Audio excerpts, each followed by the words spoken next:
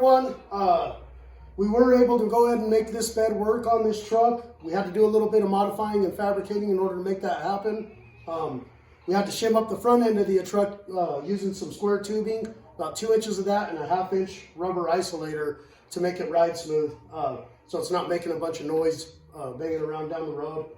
But it comes to a total of 2.5 inches that we had to raise that front end up.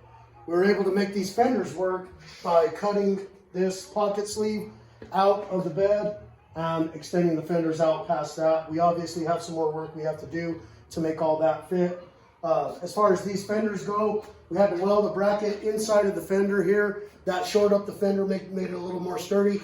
It also pulled this tail end of the fender out a little ways so it lines up better with the truck, with the tire, and makes the truck seem a little bit more square, a little more streamlined. We had to cut 8 inches off of the frame. That's this here. We also had to do the same thing with the exhaust. This is actually, this is our piece right here that we had to cut out of our fender up here. And we're gonna actually use this piece here to replace this rotten piece that we have back here. And we'll just cut the, what we need out of it there and replace that.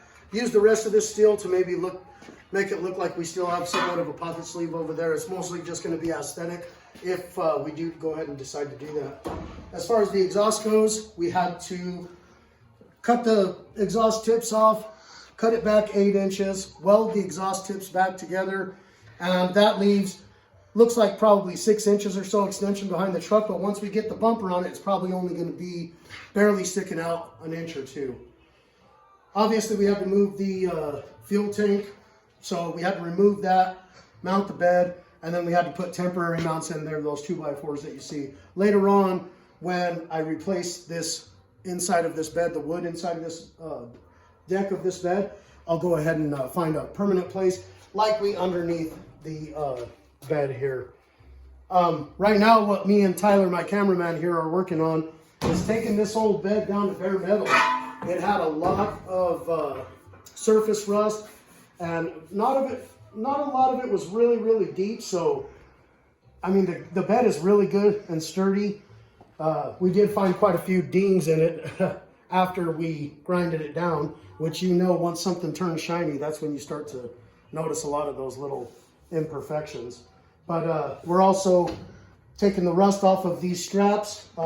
Probably go ahead and rattle cam those, just a black or something for the time being until later on when I do go to replace the bed.